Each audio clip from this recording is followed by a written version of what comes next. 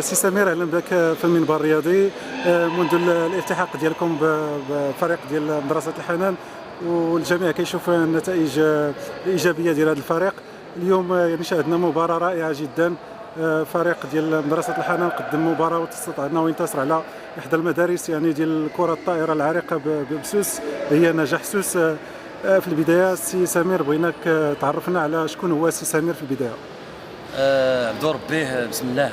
اولا وقبل كل شيء اهنئ اللاعبات ديالي على الروح القتاليه اللي الحمد لله اللي بينوا عليها اليوم، وعلى التنافسيه اللي بينوا عليها اليوم، وعلى ان وتصحيح واحد الوضعيه اللي كانت سابقا قاموا اليوم بتصحيحها، على انهم تبارك الله على علو الكعب ديالهم، وشرفوا مدرسه الحنان الخاصه وشرفوا انفسهم وشرفوني انا كمؤطر ديالهم. دونك من هذا المنبر الحمد لله انا كنشكرهم جزيل الشكر، كنشكرهم على القتاليه ديالهم، وكنشكرهم على التضحيه ديالهم. 4 سنوات من التكوين هذا الفريق، فريق يافعات شاب، بدا الحمد لله بدا كجميع التلاميذ، كجميع الاطفال اللي اول مره كيتعرفوا على الكره الطائره.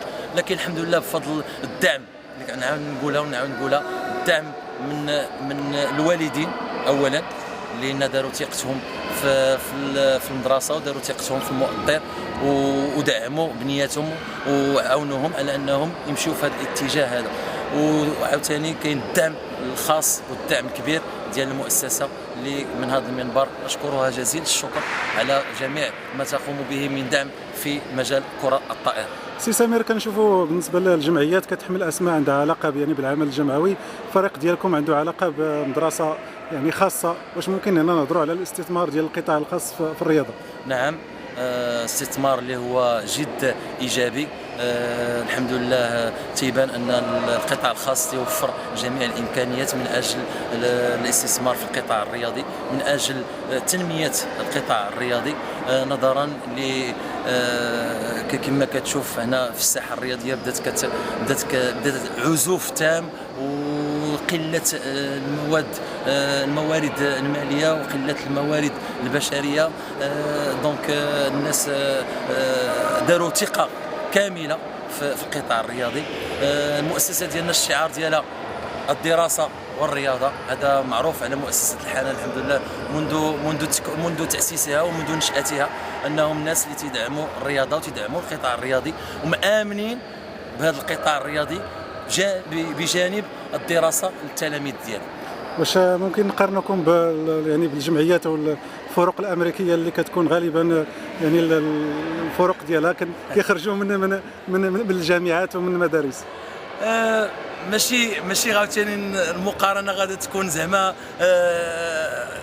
شامله وكامله مثل الجامعات الامريكيه، ولكن لو كونسيبت ولا المضمون ولا المبدا كنعتقد نفس الشيء. هناك ايمان قوي، هناك دعم قوي من اجل التنميه الرياضيه، من اجل تكوين التلميذ جسمانيا روحيا ورياضيا. سؤال اخر، واش بالنسبه للفريق يعني ديالكم جل يعني الفريق ما كاينش الانتدابات من خارج المدرسه، كلهم يعني طالبات من نعم. جميع يعني هنا كنهضروا على ان الفريق كيعتمد على التكوين. نعم، هذا مشروع تكوين بدينا فيه عبد ربي مع بالتنسيق مع المؤسسه، مع الناس اللي مسيرين المؤسسه. قمنا بوضع مشروع تكوين فريق ناشئ يافعات. بداو هذه 4 سنوات تقريبا، العمر ديالهم في كرة الطائرة 4 سنوات تبارك الله. شفتوا كما شفتوا تبارك الله، بينوا على علو الكعب ديالهم. لعبوا مع فريق اللي هو فريق شابات وفريق كبيرات في القسم الوطني الثاني، ولكن ما تيمنعش ان نفس الحظوظ كانت، ونفس يعني المقابله كانت مايله، مره من طرف مؤسسه الحنان، مره من طرف النجاح. اللي من هذا المنبر انا تنشكرهم جزيل الشكر على هذا اللقاء الودي واللقاء الشيق اللي داروا معنا. الحمد لله حنا راه خدينا دروس من هذا اللقاء. عاوتاني بدينا ثاني كنشوفوا شي حوايج اخرين اللي خصنا ان شاء الله في العمل ديالنا. فهذا اللي بغيت نوضح هو المشاركه ديالنا في كاس العرش كانت مشاركه سميتو باهداف. حنا ماشي طامعين ان شاء الله باش نديو كاس العرش ولا هذا، ولكن انا قلت بان المشاركه في كاس العرش مشاركه غتكون جد ايجابيه للاعبات ديالي. علاش؟ لان طونك هاد لي جون جووز elles jouent tant qu'il y a une certaine maturation اللي غادا تكون عندهم، غيكتسبوا خبره، غيكتسبوا شخصيه ديال لاعبات كره الطائره، غيعرفوا يتعاملوا مع مواقف اللي كتكون في الكره الطائره اللي كيف ما كنعرفوا كاملين رياضه اللي هي اغوبون، مره كتكون رابح مره كتكون خاسر مثل كره المضرب. دونك هذا اللقاء هذا جد ايجابي والحمد لله احنا غاديين في المسيره ديالنا ديال كاس العرش. ما عرفناش ان شاء الله هذيك القافله فين غادا توصل، مي الحمد لله اي لقاء جاء من بعد فهو ايجابي وغادي يكون بالنفع علينا كاملين. وشكرا. شكرا.